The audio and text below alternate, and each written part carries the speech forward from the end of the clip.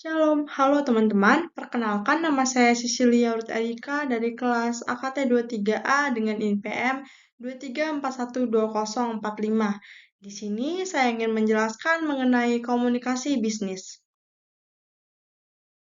Pengertian komunikasi bisnis adalah proses penyampaian informasi, ide, dan pesan dalam konteks bisnis, baik secara internal atau dalam organisasi maupun eksternal atau dengan pihak luar. Komunikasi bisnis memainkan peran penting dalam keberhasilan suatu organisasi. Adapun jenis-jenis komunikasi bisnis, yang pertama komunikasi lisan, meliputi presentasi, rapat, wawancara, percakapan telepon, dan diskusi informal. Komunikasi lisan memungkinkan interaksi langsung dan umpan balik segera. Yang kedua, komunikasi tertulis.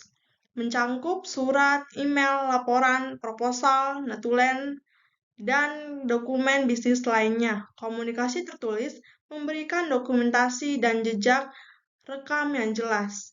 Yang terakhir, komunikasi nonverbal, meliputi bahasa tubuh, kontak mata, nada suara, dan penampilan.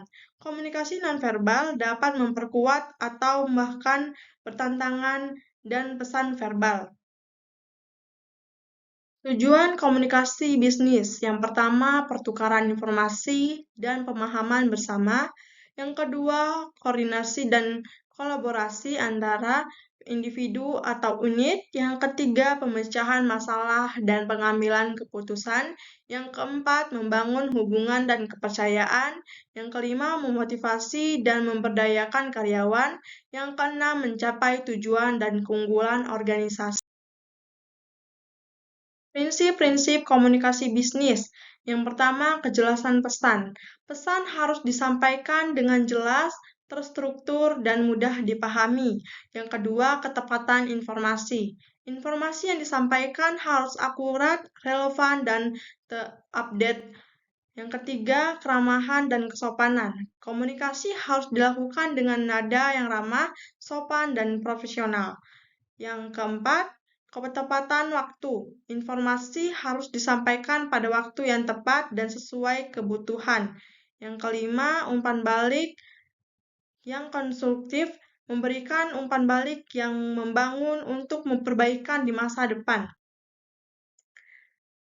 Ya, selanjutnya komunikasi dalam konteks bisnis. Yang pertama, komunikasi dengan atasan, bawahan, dan rekan kerja, membangun hubungan yang harmonis dan kolaboratif. Yang kedua, komunikasi dengan pelanggan dan mitra bisnis.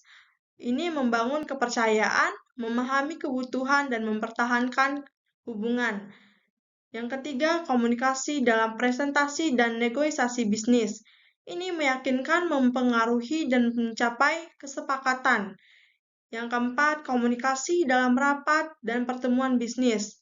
Berbagi informasi, mengambil keputusan, dan memecahkan masalah.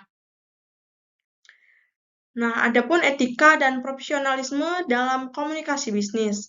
Yang pertama, menjaga kerahasiaan informasi perusahaan, yaitu melindungi informasi sensitif dan rahasia. Yang kedua, menghindari konflik kepentingan, yaitu memisahkan kepentingan pribadi dan profesional. Yang ketiga, menghormati hak kekayaan intelektual, menghargai dan mematuhi hak cipta dan kekayaan intelektual. Yang keempat, menjaga sikap dan bahasa yang sopan, yaitu berkomunikasi dengan cara yang menghormati orang lain. Lalu ada pengembangan keterampilan komunikasi bisnis. Yang pertama, kemampuan berbicara di depan umum, yaitu menyampaikan presentasi yang meyakinkan dan efektif. Yang kedua, kemampuan menulis yang efektif, yaitu menghasilkan dokumen bisnis yang jelas, terstruktur, dan persuasif. Yang ketiga, kemampuan mendengar aktif, yaitu memahami pesan dengan baik dan memberikan umpan balik yang tepat. Dan yang terakhir, kemampuan membangun hubungan interpersonal, yaitu menjalin relasi yang positif dan produktif dengan rekan kerja.